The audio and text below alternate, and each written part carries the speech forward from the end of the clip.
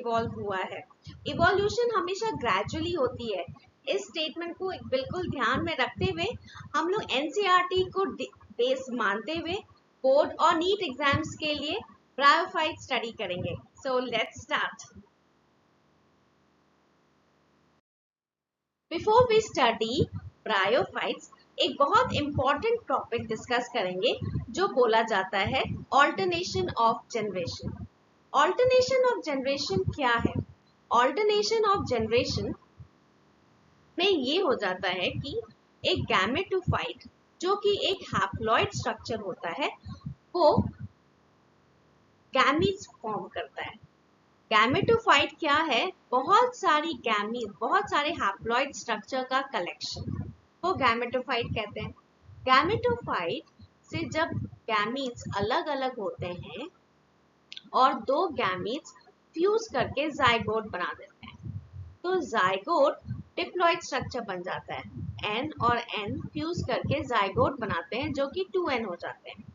अब जाइगोट आपस में ही माइटोसिस से बहुत सारे मल्टीपल स्ट्रक्चर बना लेते हैं, उसको बोला जाता है कलेक्टिवली स्पोरोफाइट। ये स्पोरोफाइट भी डिप्लॉइड है, लेकिन अब स्पोरोफाइट से स्पोर्स बन रहे हैं और स्पोर्स हमेशा हैप्लॉइड होते हैं। इसीलिए यहाँ पे कुछ स्पोरोफाइट के स्ट्रक्चर्स को मियोसिस किया जाता है, रिडक्शन डिविजन, और स्पोर्स बन जाते हैं। फिर स्पोर्स बहुत सारे माइटोसिस करके गैमेटोफाइट जैसे स्ट्रक्चर बना लेते हैं। सारे प्लांट स्ट्रक्चर्स इस गैमेटोफाइट और स्पोरोफाइट लाइफ साइकिल के बीच में चलती रहती है। That means all plants will undergo haploid and diploid structure.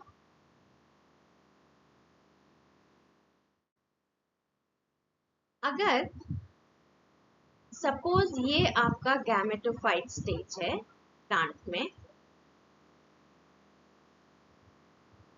And this is haploid और ये स्पोरोफाइट है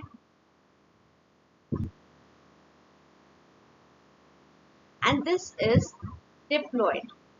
अब प्लांट की लाइफ साइकिल गैमेटोफाइट से स्पोरोफाइट और स्पोरोफाइट से गैमेटोफाइट स्टेज में चलती रहती है। अगर ये बिल्कुल हाफ है, that means half life cycle plant की गैमेटोफाइट है, हैप्लॉइड स्टेज है, और हाफ स्पोरोफाइट है, डिप्लॉइड स्टेज है, तो उसको हैप्लोडिप्लॉन्टिक लाइफ साइकिल कहते हैं, जो कि ब्रायोफाइट्स और टेरिडोफाइट्स में देखा जाता है।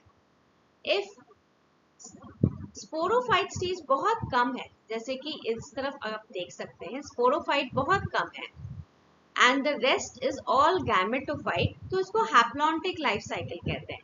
ऐसा इसलिए होता है बिकॉज जाइगोट फॉर्म होते ही वो स्पोर्स रिलीज कर देते हैं, तुरंत रिडक्शन डिवीजन हो जाता है और फिर वापस वो गैमेटोफाइट स्टेज में आ जाते हैं, जो जैसा एल्गी में देखा गया है।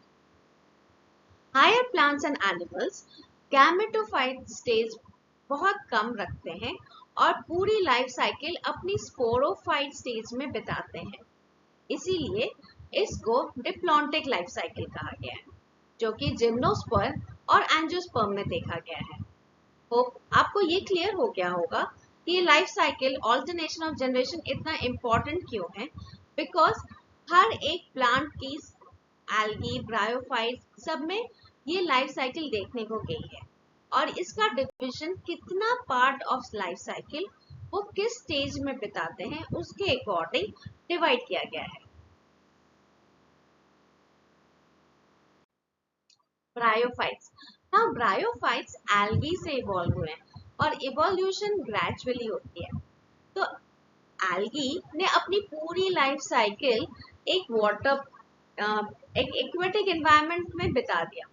नाउ ब्रायोफाइट्स वर फर्स्ट टेरेस्ट्रियल प्लांट्स, तो उन्होंने लैंड एक्सप्लोर करना शुरू किया, पर लैंड जो एक्वेटिक एनवायरनमेंट के आसपास हो। इसीलिए अगर आप इनका हैबिटेट देखें तो इन्हें हमेशा मॉइस्ट, डैम्प, ह्यूमिड एनवायरनमेंट पसंद है। ब्रायोफाइट्स टेरेस्ट्रियल हैं, लेकिन अभी भी रिप्रोडक्शन के लिए इन्हें पानी चाहिए होता है, इसीलिए इनको amphibians of the plant kingdom भी कहा जाता है। ब्रायोफाइट्स अब कुछ मिलीमीटर टॉल हुए हैं, जैसे कि एल्गी बिल्कुल माइक्रोस्कोपिक होते थे, ब्रायोफाइट्स कुछ मिलीमीटर टॉल हुए हैं। इनमें आपको पूरी डिफरेंशिएशन नहीं मिलेगी, रूट, स्टेम एंड लीव्स बिल्कुल डिस्टिंक्ट स्ट्रक्चर्स नहीं हुए, लेकिन इनमें आप डिफरेंशिएट कर पाओगे, कुछ रूट लाइक, कुछ लीफ लाइक स्ट्रक्चर्स, कुछ स्टेम लाइक स्ट्रक्चर्स। इसीलिए कहा गया है कि ये एल्गी से ज्यादा डिफरेंशिएटेड है, लेकिन अभी भी इनका बेस स्ट्रक्चर थैलॉइड ही है। अगर आप देखा जाए तो इनका जो बॉडी होता है वो अभी भी एक प्रोथैलस की तरह होता है। अगर वो सॉइल में इस तरीके से ग्रो करते हैं जैसे आप यहाँ देख रहे हैं, ये एक लीफ लाइक स्ट्रक्चर है, और इसके नीचे आपको ऐसे रूट लाइक स्ट्रक्चर्स मिल जाते हैं जिसको रिजोइड्स बोलते हैं। ये डॉर्सोवेंट्रली फ्लैट होते हैं। या इनका और एक स्ट्रक्चर देखा गया है जो कि इरेक्ट होते हैं, इस तरीके से इरेक्ट स्ट्रक्चर बनाते हैं और ये लीफ लाइक स्ट्रक्चर्स बना देते हैं। और ये जो रूट्स है इन्हें रिजोइड्स कहा गया है। तो दो टाइप के स्ट्रक्चर्स मॉसेस में देखे गए हैं। एक तो आप एक थैलस जो हॉरिजॉन्टली ग्रो करते हैं सॉइल में, और ये डॉर्सोवेंट्रली फ्लैट होते हैं, और ये लीफ लाइक स्ट्रक्चर्स होते हैं इस तरीके से, जो कि लिवरवॉर्ट्स में देखा गया है। और मॉस की स्ट्रक्चर्स इस तरीके से इरेक्ट ग्रो कर जाती है। अब इनकी जो मेन प्लांट बॉडी होती है वो हैप्लॉइड ही होती है, एल्गी की तरह। मतलब मेजर प्लांट बॉडी जो होती है ये गैमेटोफाइट में ही होता है, हैप्लॉइड। लेकिन स्पोरोफाइट, इस तरीके से ये स्पोरोफाइट होते हैं और ये गैमेटोफाइट पे ही डिपेंड करते हैं अपने न्यूट्रिशंस के लिए। तो इसीलिए इसकी मेजर प्लांट बॉडी तो गैमेटोफाइट होती है, लेकिन काफी लाइफ साइकिल इनके स्पोरोफाइट पे भी डिपेंड करती है। इसीलिए इनके लाइफ साइकिल को हैप्लोडिप्लॉन्टिक लाइफ साइकिल कहते हैं।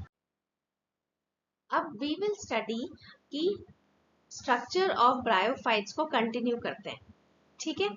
नाउ ब्रायोफाइट्स का जो स्ट्रक्चर होता है, जो मैंने बताया कि अगर ये सॉइल है, ठीक है, अगर ये सॉइल है उस पे अगर थैलस हॉरिजॉन्टली ग्रो कर रहा है, इस तरीके से हॉरिजॉन्टली ग्रो कर रहा है, तो इस हॉरिजॉन्टली स्ट्रक्चर्स को, और यहाँ पे ये अटैच रहता है सॉइल से थ्रू रूट लाइक स्ट्रक्चर्स, ठीक है। इस रूट लाइक स्ट्रक्चर्स को कहा जाता है रिजोइड्स। इसको रूट लाइक स्ट्रक्चर इसीलिए कहते हैं बिकॉज इसके पास वैस्कुलर बॉडीज नहीं होती है, बस ये सिंगल सेल या 2 to 3 सेल्स के रिजोइड्स होते हैं, मल्टी सेलुलर। और ये जो थैलस होता है उसको बोला जाता है प्रोस्ट्रेट, जो हॉरिजॉन्टली सरफेस पे ग्रो करता है, डॉर्सोवेंट्रली फ्लैट होता है। अगर यही स्ट्रक्चर इरेक्ट में पाई जाती है, अगर यही स्ट्रक्चर थैलस इरेक्ट में पाई जाती है और इसमें भी लीफ लाइक स्ट्रक्चर्स हैं, लीफ लाइक क्यों? क्योंकि इसमें वैस्कुलर बंडल्स नहीं है, बस लीफ लाइक, देखने में लीफ लाइक स्ट्रक्चर्स हैं, एंड सॉइल से ये अटैच है थ्रू रिजोइड्स, तो इस स्ट्रक्चर को बोला जाता है इरेक्ट। तो थैलस जो होती है दो टाइप की होती है, एक तो प्रोस्ट्रेट और ये इरेक्ट। ओके, अब इसमें जो ये असेक्सुअल रिप्रोडक्शंस के लिए फ्रैगमेंटेशन हो सकता है। क्यों फ्रैगमेंटेशन हो सकता है? क्योंकि इसमें डिफरेंशिएशन नहीं है एल्गी की तरह। एल्गी से थोड़ा ज्यादा डिफरेंशिएशन है, लेकिन प्रॉपर डिफरेंशिएशन नहीं है। तो कोई भी पार्ट टूट के they can grow into a new thallus, और they have a small gemma cups. इस तरीके से कप्स फॉर्म में स्ट्रक्चर होते हैं और उसके अंदर बड्स होते हैं। तो इस स्ट्रक्चर्स को बोला जाता है जेमा कप्स, और जो अंदर स्ट्रक्चर हैं उनको बोला जाता है जेमा बड्स, ठीक है, जेमा बड्स। अब ये टूट के और न्यू थैलस बना लेते हैं। So these are the procedure जिससे असेक्सुअल रिप्रोडक्शन ब्रायोफाइट्स में देखा गया है, चाहे जेमा कप्स के थ्रू हो जाएंगे या बाय फ्रैगमेंटेशन हो जाएंगे। या मॉसेस में एक हॉरिजॉन्टल स्ट्रक्चर्स फॉर्म होता है जिसको बोला जाता है प्रोटोनेमा, और इसमें एक बड जैसा फॉर्म हो जाता है जो टूट के एक न्यू प्रोटोनेमा और या न्यू थैलस फॉर्म कर लेते हैं। तो फ्रैगमेंटेशन के 3 स्टेप्स होते हैं। असेक्सुअल रिप्रोडक्शन के 3 स्टेप्स देखे गए, gemma cups, through protonema and through fragmentation. अब सेक्सुअल रिप्रोडक्शन के लिए उनके पास male and female sexual organs है। अब जैसे कि ये प्रोथैलस है, इसमें एक arch shape flash shape structures होते हैं इस तरीके से, और इसको बोला जाता है, फ्लैश शेप स्ट्रक्चर्स को बोला जाता है, ये फीमेल, ये गैमेटोफाइट है, हैप्लॉइड है। तो ये जो स्ट्रक्चर्स है जो ऊपर बना है ये भी हैप्लॉइड है, लेकिन इसको बोला जाता है आर्किगोनियम। और इसमें एक फीमेल सिंगल सेल स्ट्रक्चर्स होता है जिसको कहा जाता है एग। ठीक है, अब एक और स्ट्रक्चर पाया जाता है, एक और थैलस, नियर बाय थैलस में मेल रिप्रोडक्टिव ऑर्गन होते हैं जिसको बोला जाता है एंथीरिडियम। वो कुछ इस तरीके से दिखते हैं। ओके, एंड मेल फीमेल अगर एक ही थैलस में पाया जाए तो उसको बोला जाता है मोनोशियस। अगर आपका male organ and female organ एक ही में पाया गया है तो उसको बोला जाएगा मोनोशियस। अगर इस तरीके से अलग अलग थैलस में पाया गया है तो उसको बोला जाता है dioecious. Now we will study the structure of the bryophytes. Bryophytes की मेन प्लांट बॉडी जैसे पहले बताया था कि ये हैप्लॉइड है। अगर ये स्ट्रक्चर, अगर ये थैलस हॉरिजॉन्टली सॉइल में ग्रो करती है तो उसको बोला जाता है प्रोस्ट्रेट, और अगर ये वर्टिकली ग्रो करती है जैसे मॉसेस में तो उसको बोला जाता है इरेक्ट। अगर ये सॉइल से रिजॉइड से अटैच होती है, जो कि यूनिसेल्युलर भी हो सकते हैं या multicellular, that means 2 to 3 cells। Rhizoids are root like structures जो कि थैलस को उसके सबस्ट्रेटम या सॉइल से अटैच रखती है। Why it is called root like structure? Because it doesn't have any vascular bodies. इसीलिए बस ये 2 to 3 cells ही लंबी होती है और ये सिर्फ अटैचमेंट के काम आती है। अगर आप इसका असेक्सुअल रिप्रोडक्शन देखें तो जनरली ये फ्रैगमेंटेशन होती है। ये अगेन इट प्रूव्स कि ये प्रॉपर्ली डिफरेंशिएशन नहीं है। अगर प्रॉपर्ली डिफरेंशिएटेड होता तो फ्रैगमेंटेशन पॉसिबल नहीं होता। गैमा कप से भी इसका असेक्सुअल रिप्रोडक्शन होता है।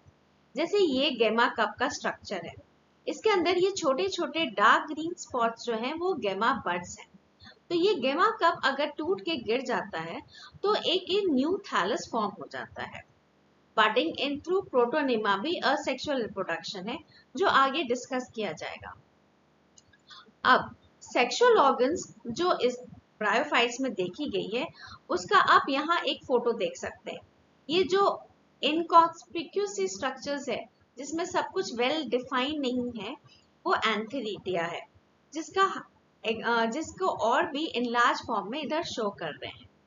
एंथीरिडिया एंथीरिजॉइड्स प्रोड्यूस करते हैं जिसको मेल गैमीट्स कहते हैं। ये मोटाइल होते हैं और ये बाइफ्लैजिलेट होते हैं।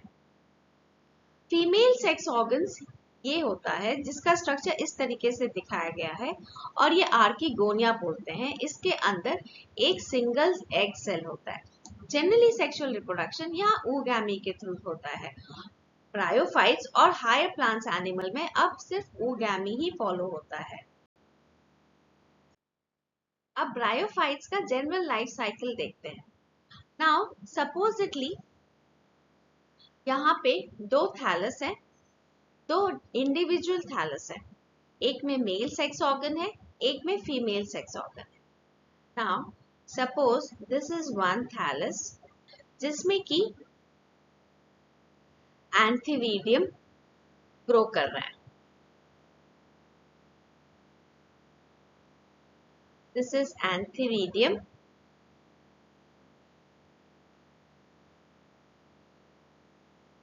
And this is gametophyte. Gametophyte haploid structure है, ये मेल ऑर्गन है, तो इसको we can say male gametophyte. And there is another जहां फीमेल आर्किगोनियम ग्रो कर रहा है. ये भी हैप्लॉइड है.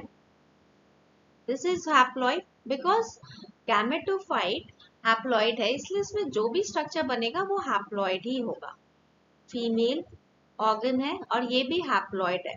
हैप्लॉइडी जब तक नहीं चेंज हो सकती जब तक कि कोई फर्टिलाइजेशन नहीं होता या कोई मेयोसिस नहीं होता. राइट. अब इसको फीमेल गैमेटोफाइट कह सकते हैं क्योंकि इसमें फीमेल ऑर्गन है. एक में भी हो सकता है बट स्टिल द फर्टिलाइजेशन दूसरे से ही होती है. ओके. नाउ यहाँ पे एक एग है. राइट. अब a single drop of water is sufficient for these male gametes to travel to this archegonium. A single drop of water is sufficient. चाहे वो ड्यू ड्रॉप हो सकता है या स्प्लैश ऑफ वाटर या रेन ड्रॉप्स, एनीथिंग, उतना काफी होता है इसको यहाँ तक लाने के लिए. ओके. एंड यहाँ पे आके ये फर्टिलाइज कर जाता है और ये जाइगोट फॉर्म हो जाता है. ओके. जब ये जाइगोट फॉर्म हो जाएगा तो ये डिप्लॉयड हो जाएगा. Now the structure will be like this कि इसमें एक आर्किगोनियम है जिसमें जाइगोट का फॉर्मेशन हो गया है. दिस जाइगोट इज डिप्लॉयड क्योंकि गैमीट्स एंड एग फ्यूज होके डिप्लॉयड हो गया है. But this is gametophyte is haploid. अब ये जाइगोट तुरंत रिडक्शन डिवीजन में नहीं जाते, ये एक स्ट्रक्चर बना लेते हैं इसी के ऊपर थ्रू माइटोसिस. एक और स्ट्रक्चर इसके ऊपर ऐसे ग्रो कर जाते हैं. ओके. ये एक स्ट्रक्चर इसके ऊपर ऐसे करके ग्रो कर जाएगी और इसको बोला जाता है स्पोरोफाइट और ये डिप्लॉयड है. ये जाइगोट माइटोसिस से स्पोरोफाइट बना लेते हैं. अब ये नॉन ग्रीन स्ट्रक्चर है, ये फोटोसिंथेसिस नहीं कर सकते, इसीलिए ये अटैच रहते हैं गैमेटोफाइट से. तो इसका 3 पार्ट होता है.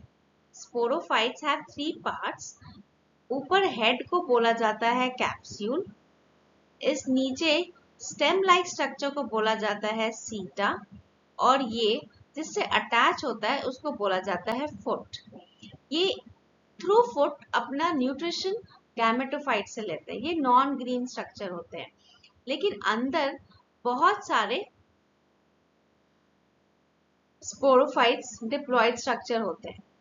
जब कंडीशंस फेवरेबल हो जाती हैं तो ये जो स्पोरोफाइट्स है वो स्पोर्स बना लेते हैं.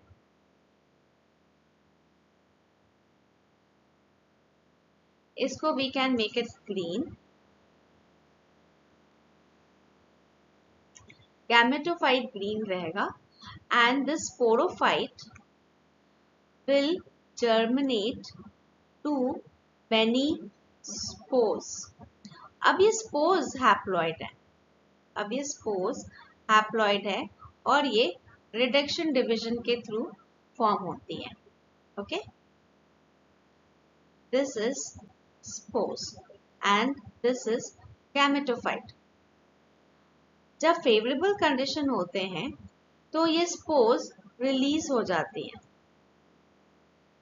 ये स्पोर्स रिलीज हो जाती हैं और चाहे तो ये इस तरीके का थैलस बना लेती हैं और इस तरीके का थैलस बना लेती हैं।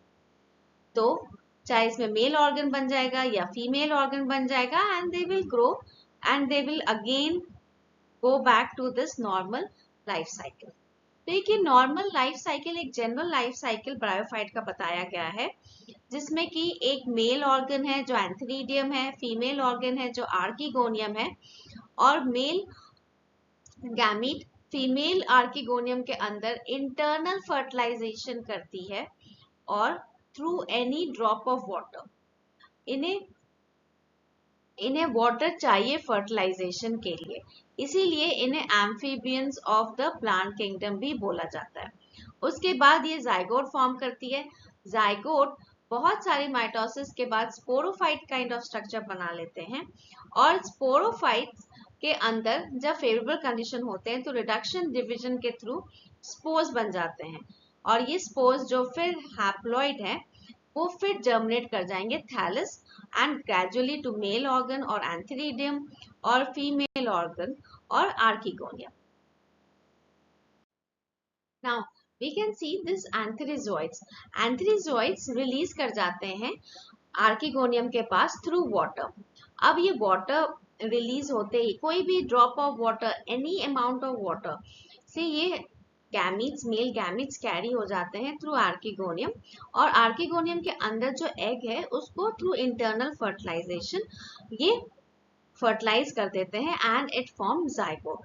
जाइगोट इमीडिएटली रिडक्शन डिवीजन नहीं करता, जबकि ये जो जाइगोट होता है ये मल्टीप्लाई कर जाता है and it forms a structure, diploid structure called sporophyte.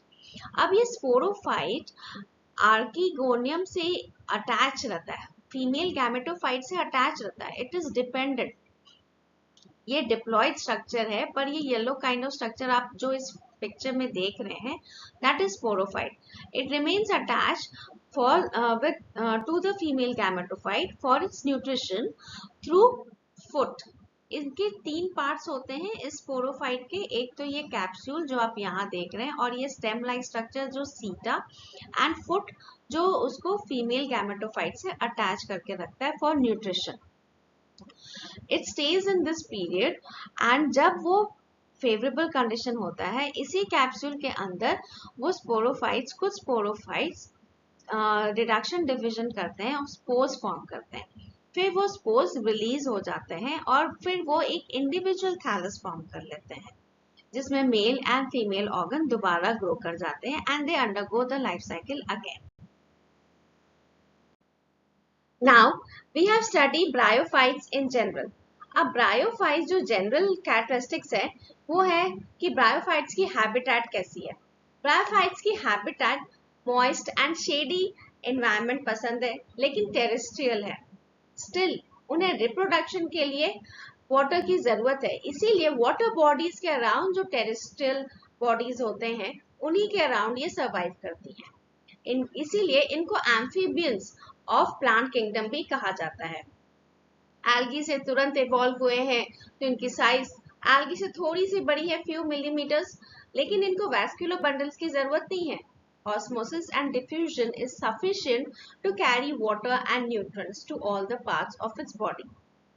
अब स्ट्रक्चर एल्गी से थोड़ा सा डेवलपमेंट है बट स्टिल बेसिक स्ट्रक्चर इसकी थैलॉइड है।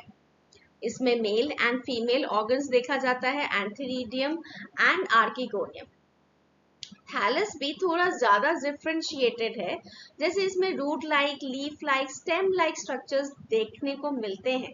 But why is it called root like, stem like? क्योंकि इसमें वैस्कुलर बंडल्स नहीं है, सिंपल एक स्ट्रक्चर वाइज सिमिलैरिटी है, मॉर्फोलॉजिकल स्ट्रक्चर्स। उसके बाद अब आप इसके में स्पोरोफाइट भी एल्गी से ज्यादा डेवलप्ड है। एक कैप्सूल होती है, सीटा होता है, फुट होता है, 3 डिफरेंट पार्ट्स आप इसमें देख सकते हैं। Sexual reproduction as well as asexual reproduction इसमें देखा गया है।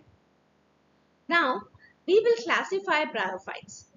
अकॉर्डिंग टू एनसीईआरटी ब्रायोफाइट्स के दो कैटेगरीज देखे गए, लिवरवर्ट्स एंड मॉसेस। लिवरवर्ट्स का बस एक ही एग्जांपल बताया गया है, मर्केंशिया, और मॉसेस के फुनेरिया, sphagnum and Polytrichum.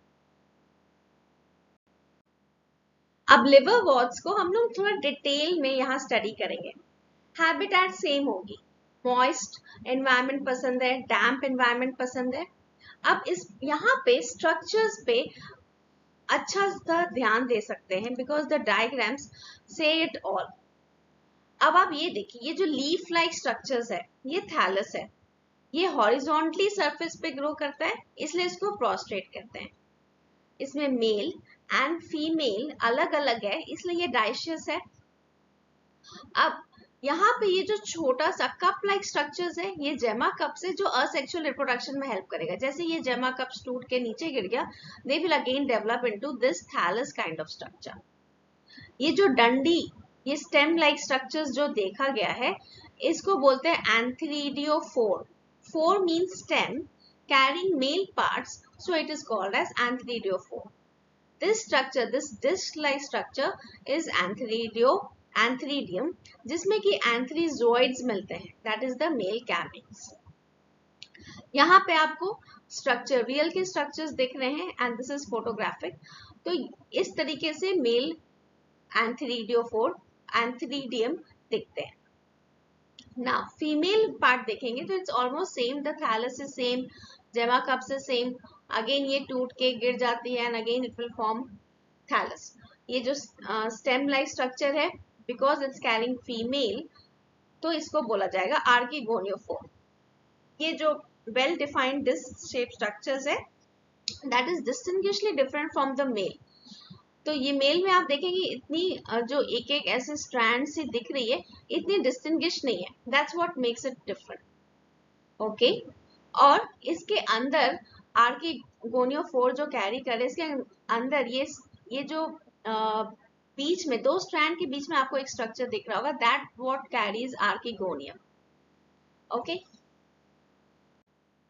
Now this liverworts के ये जो स्ट्रैंड लाइक स्ट्रक्चर होते हैं, okay, they are called रिजोइड्स।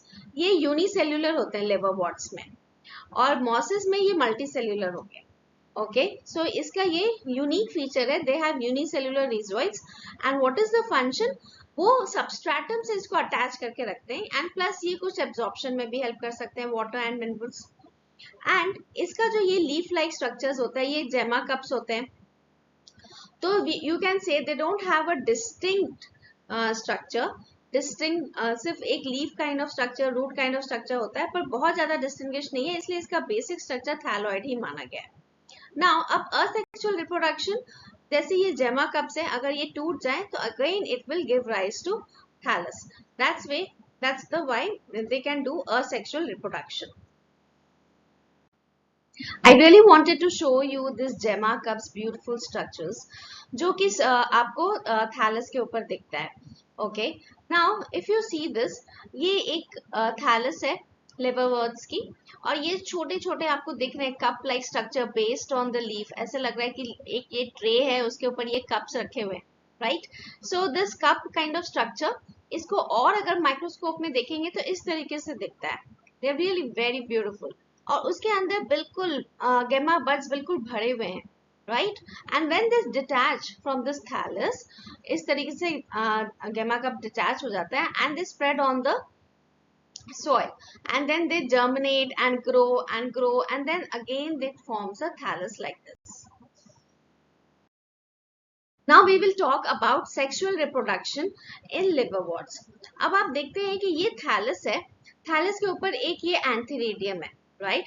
Antheridium का जो ये स्ट्रक्चर है, डिटेल स्ट्रक्चर, यहाँ पे ऐसे कुछ ऐसे डिस्टिंग्विश स्ट्रक्चर होते हैं, इनके बीच में एंथेरिडियम होता है। अब इस एंथेरिडियम को अगर आप और जूम इन करें तो ऐसे ये रैकेट काइंड ऑफ स्ट्रक्चर होता है, इसमें नेट लाइक स्ट्रक्चर होता है, इसकी एक एक नेट में इस तरीके का एंथेरिजोइड्स मिलते हैं, that is a biflagellate gametes. Okay, और ये जो बाइफ्लैजेलेट गैमीट होते हैं, ये ट्रैवल करेगा आर्किगोनियम के पास थ्रू वाटर। नाउ ये जो आर्किगोनियम के पास ट्रैवल करता है, so because of its motility, okay, इसके पास इस तरीके की 2 फ्लैजलेट होते हैं. Now this flagellate itself shows कि इनको एक एक्वेटिक एनवायरनमेंट चाहिए ट्रैवल करने के लिए, और जब ये ट्रैवल करता है तो इनके पास इस तरीके से ये कॉइल्ड होते हैं. ओके, एंड ये कीमोटैक्टिक होता है कि इन्हें एक सेंसेशन भी होती है, एक केमिकल के तरफ भी ये भागते हैं कि जैसे आर्किगोनियम है, इन्हें एक सेंस हो जाती है, वो वाटर के थ्रू उस तरफ चले जाते हैं. राइट, अब आर्किगोनियम से जब ये फ्यूज करेंगे तब जाइगोट फॉर्म होगा, और फिर जाइगोट मल्टीपल बार डिवाइड करके थ्रू माइटोसिस एक स्पोरोफाइट, डिप्लॉइड स्ट्रक्चर स्पोरोफाइट बना लेते हैं. अब यहाँ पे अब आप देखिए आर्किगोनियम का डिटेल स्ट्रक्चर. नाउ इस तरीके से थैलस होता है, थैलस के ऊपर ये आर्किगोनियम बन गया. नाउ ये इस आर्किगोनियम को जब आप जूम करोगे इस तरीके से, जो ये individual petal kind of structures होते हैं, उसके बीच में जो गैप होता है वहां पे आर्किगोनियम होते हैं. So they are very well protected. Okay, और इसके प्रोटेक्शन में इस तरीके से आर्की फ्लास शेप स्ट्रक्चर होता है, और यहाँ एग होता है. ओके, और यहाँ पे और दूसरे स्ट्रक्चर्स होते हैं, वेंट्रल कैनल सेल होता है और नेक कैनल सेल्स होते हैं. तो जैसे ही जब एंथ्रीजोइड्स आते हैं तो ये केमिकल रिलीज करता है जिसके थ्रू एंथ्रीजोइड्स अट्रैक्ट होते हैं, और ये सारी सेल्स जो होती है ना डिसॉल्व हो जाती है, and this egg will fuse and it will form a zygote. फिर जाइगोट बहुत बार मल्टीप्लाई करेगा और एक स्पोरोफाइट माइटोसिस के थ्रू मल्टीप्लाई करेगा, और यहीं पर इसी स्ट्रक्चर पे यहीं पर इनका एक वो बन जाता है स्पोरोफाइट. इसी तरीके से ना यहाँ पे ये स्पोरोफाइट बना लेते हैं ऐसे करके यहाँ पे. सो अब आप देख सकते हो यहाँ पे एक डायग्राम है जहाँ पे ये एग है, और उसके बाद ये स्पोरोफाइट, एग जब मैच्योर हो जाता है जाइगोट बन जाता है तो यहीं पर एक स्पोरोफाइट बना लेता है, and they hang upside down. Okay, and यही स्पोरोफाइट बहुत सारे स्पोर्स रिडक्शन डिविजन के बाद स्पोर्स बनाएंगे, and then it will release into spores. ना अब इस आर्किगोनियम में देखिए ये जो स्पर्म है ये कैसे कॉइल स्ट्रक्चर जैसा है, जैसे मैंने बताया था पिछली बार, और ये एक वाटर ड्रॉपलेट के अंदर है. ये वाटर ड्रॉपलेट इस आर्किगोनियम के पास जाएगी, यहाँ फर्टिलाइज करेगी, और उसके बाद यहाँ पे इस तरीके का स्पोरोफाइट बनाती है, और स्पोरोफाइट कुछ दिन तक वैसे ही रहते हैं, मल्टीप्लाई करते रहते हैं, बड़े होते रहते हैं, और जब फेवरेबल एनवायरनमेंट मिलता है तो ये स्पोर्स इस रिडक्शन डिविजन करके फिर से हैप्लॉइड स्पोर्स बना लेते हैं, and this haploid spores is released.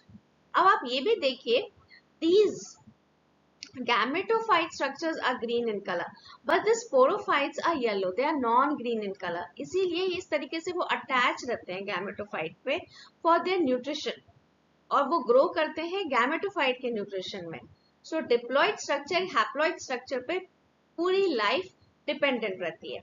अब जब ये स्पोर्स रिलीज हो जाते हैं तो ये फिर दोबारा से इस तरीके से थैलस बना लेंगे, and then again they will grow into male and female gametophyte, and the life cycle of haploid and diploid will continue.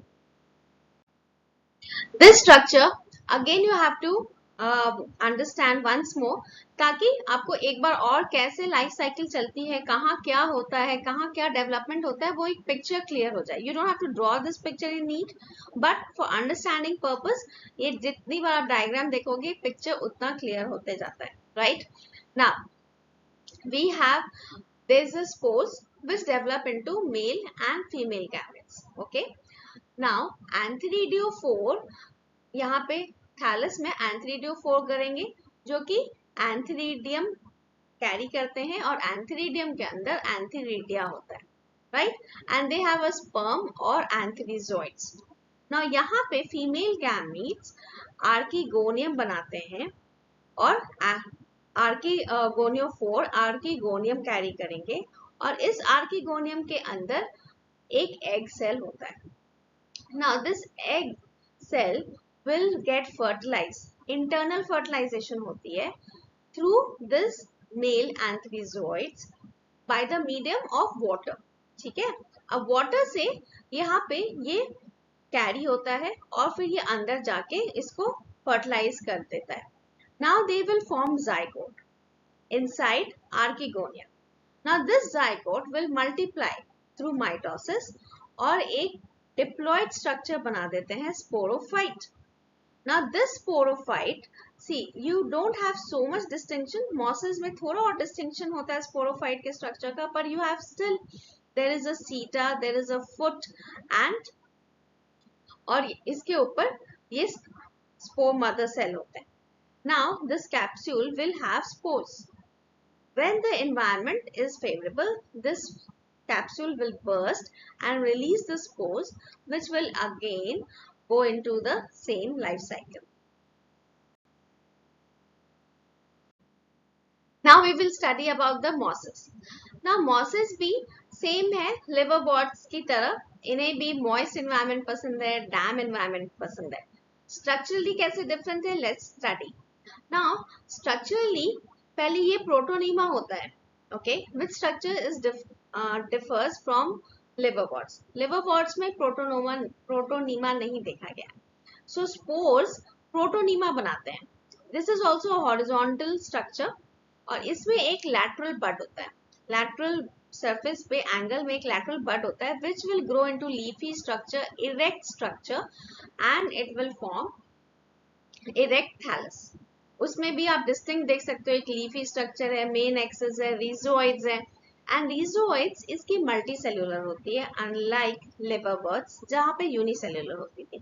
ये भी सिर्फ 2 to 3 सेल स्टॉल्स ही होते हैं, ज्यादा नहीं होते हैं, because this is a erect structure and it needs more hold to the surface, इसलिए शायद इनकी स्ट्रक्चर, इनकी रिजोइड थोड़ी और डेवलप हो गई. लीफ स्ट्रक्चर्स ज्यादा डेवलप हैं, तो इनकी गैमेटोफाइट एंड स्पोरोफाइट ज्यादा डेवलप्ड है लिवरवर्ट से. Now let's study about asexual reproduction in mosses. अब मॉसेस में क्या होता है कि सपोज ये है, ये स्ट्रक्चर है, अगर ये बीच से टूट गया then it will give rise to another protonema, okay, और ये जो लैटरल बड्स हैं this will give rise to leafy structure, the erect structure जो जिसके ऊपर सेक्सुअल रिप्रोडक्शन होते हैं. सो दिस वे इनकी असेक्सुअल रिप्रोडक्शन चलती रहती है, mainly by fragmentation. And secondary जो बड होती है, जिससे लीफी स्ट्रक्चर होती है, इसको भी a part of asexual reproduction कहते हैं, because one protonema will give rise to many buds and each lateral bud can give rise to one erect gametophyte of mosses. अब यहाँ पे पढ़ेंगे life cycle of mosses. Now life cycle of mosses में पहले gametophyte में different है और sporophyte में भी डिफरेंट है. दोनों स्ट्रक्चर्स बहुत डिफरेंशिएट हो गए हैं, काफी हद तक उनके स्ट्रक्चर्स मॉडिफाई हो गए हैं, जो कि लिवरवर्ट्स में उतनी डिस्टिंग्विश नहीं थे. So it's an evolution. Algae में बिल्कुल नहीं थे, बहुत कम था, उससे थोड़ा ज्यादा लिवरवर्ट्स में हुए और उससे अब थोड़ा सा ज्यादा मॉसेस में हो रहे हैं. राइट नाउ द गैमेटोफाइट, उसमें हॉरिजॉन्टली ग्रो होता था, डॉर्सल वेंट्रली फ्लैट होते थे. यहाँ पे इरेक्ट स्ट्रक्चर होती है गैमेटोफाइट की. Gametophyte is always green in colour, क्योंकि वही एक पार्ट होता है जो स्पोरोफाइट स्टेज को भी सपोर्ट करता है. They are the only part which do photosynthesis. So let's draw. बहुत ही सिंपल सा डायग्राम बना रहे हैं ताकि आपको बेसिक लाइफ स्ट्रक्चर समझ में आ जाए. राइट अब ये रहा इसकी इरेक्ट स्ट्रक्चर, यहाँ पे कुछ लीफ काइंड ऑफ स्ट्रक्चर्स और यहाँ पे रिजोइड्स. नाउ ये जनरली मोनोशियस होते हैं, that means they have mail and female in the same plant. Now suppose this net badminton kind of structure is antheridium male, right, and this is archegonium female carrying an egg, right. अब ये fertilise हो जाती है through droplet of water. यहाँ पे जो male gametes बन जाते हैं वो एक ड्रॉपलेट्स ऑफ वाटर से आर्किगोनियम को फर्टिलाइज करते हैं. It is not necessary same plant के हो, different plant generally nature cross fertilization ही प्रेफर करती है, तो डिफरेंट प्लांट के एंथेरिडियम आके फर्टिलाइज करेंगे. ओके नाउ दिस आर्किगोनियम जब फर्टिलाइज कर जाती है तो जाइगोट फॉर्म हो जाता है। जाइगोट हो गया, फर्टिलाइजेशन हो गई, दैट मीन्स इसकी डिप्लॉइडी चेंज हो गई, राइट। अब ये हो गया 2n। अभी तक क्या था, यहाँ पे n था, अब हो गया ये 2n।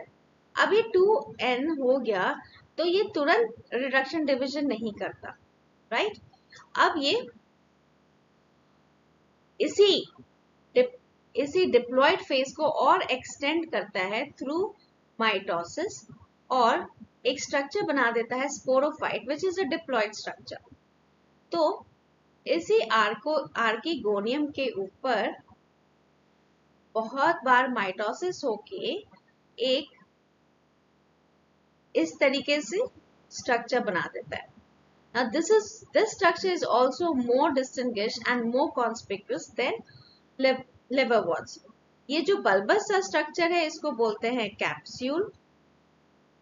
ये जो स्टेम है इसको बोलते हैं सीटा which holds it, and यहाँ पे होल्ड करने के लिए इसको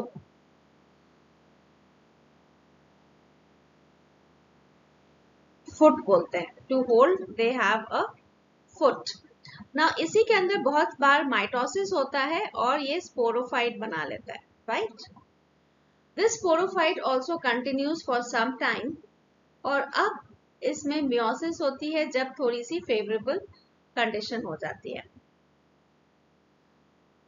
अब ये स्पोरोफाइट बना देते हैं स्पोर्स, ओके। अब ये स्पोरोफाइट्स बना देंगे spores through reduction division.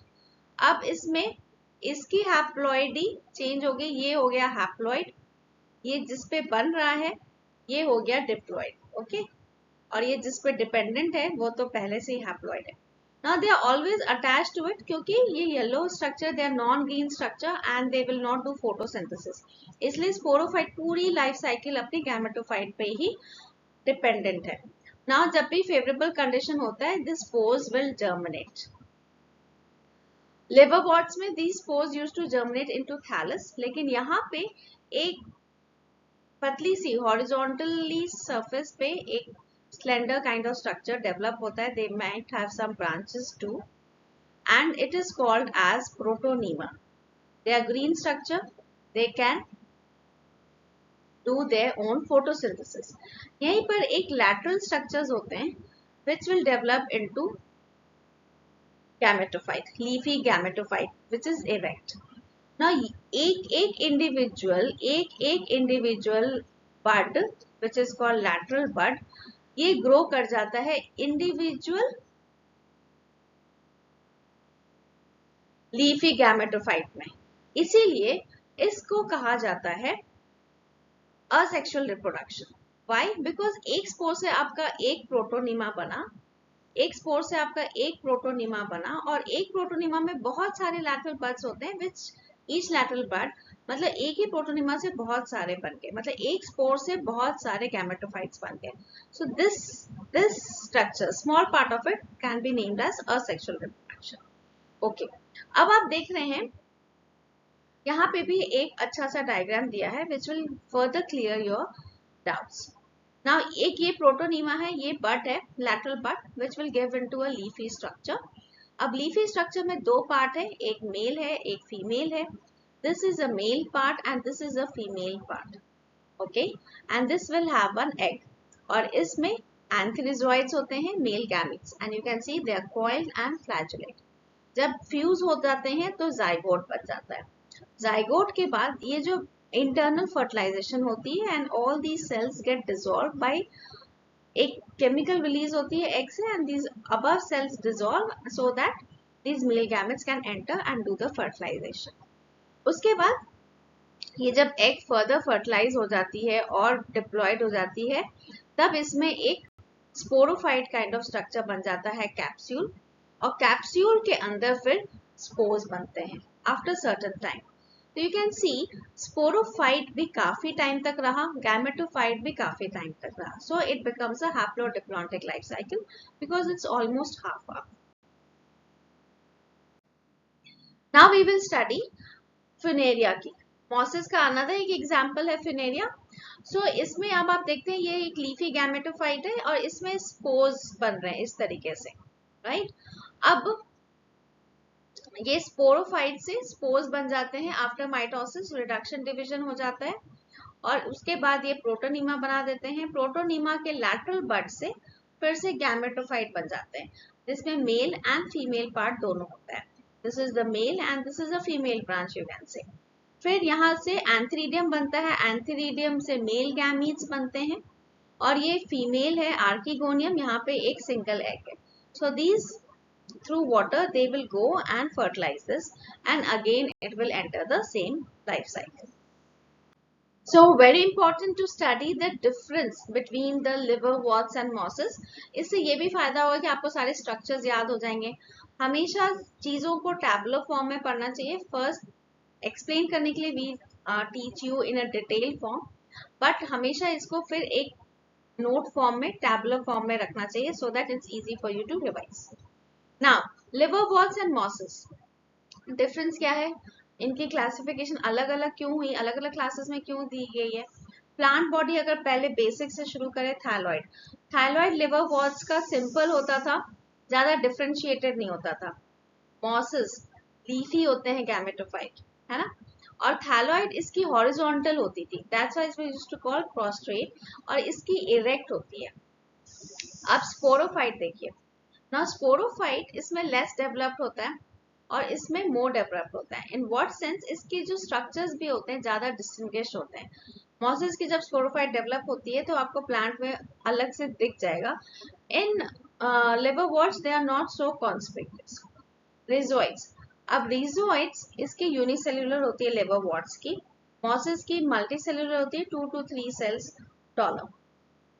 Asexual reproduction, asexual reproduction इसमें fragmentation and through gemma cups होते थे, तो जेमा कप्स टूट के एक न्यू थैलस बना लेता। इसमें कैसे होता था, फ्रैगमेंटेशन है और budding in secondary protonema, that's a part of asexual reproduction. Sexual reproduction में दोनों में गैमेटोफाइट एंड स्पोरोफाइट बनते हैं, but gametophyte as well as sporophyte are structurally more distinguished, more differentiated in mosses. Examples देख लेते हैं। लिवरवर्ट्स का एक ही एग्जाम्पल याद करना है, दैट इज मर्केंशिया, और मॉसेस का funaria, polytrichum and sphagnum. Let's study economic importance of bryophytes. ना इकोनॉमिक इंपॉर्टेंस में अब आप ये देखिए, ये स्ट्रक्चर, ये एक रॉक है जिसके पास एक मॉसेस ग्रो कर रहे हैं, तो ये क्या करते हैं, रॉक को डिकम्पोज कर देते हैं ताकि जो डिफरेंट हायर प्लांट्स ग्रो कर सके। सो ये बहुत ही इंपॉर्टेंट है इकोलॉजिकल पॉइंट ऑफ व्यू से। ओके, अब यही मॉस आप हेल्प करता है हायर प्लांट्स एंड एनिमल्स को ग्रो करने के लिए। एंड ये इसके जो ये स्ट्रक्चर्स होते हैं, it is used for transport also, क्योंकि जो मॉसेस अगर कोई लिविंग प्लांट्स को आपको बहुत दिन तक शिपमेंट करनी है तो उनके रूट्स को वाटर मतलब उसको वाटर हाइड्रोक्लोराइड प्रॉपर्टीज होती है इसमें, कैपिलरी एक्शन की तरह they are able to hold water. इनको रूट्स के चारों तरफ इनको लपेट दिया जाता है ताकि जो इनको मॉइस्चर मिलते रहे प्लांट को, and therefore they are able to do the shipments. उसके बाद ये मॉसेस फ्यूल की तरह भी यूज होते हैं एंड ये हर्बिशियस प्लांट का फूड भी है। सो इस तरीके से बहुत सारी इकोलॉजिकल इंपॉर्टेंस है ब्रायोफाइट्स की।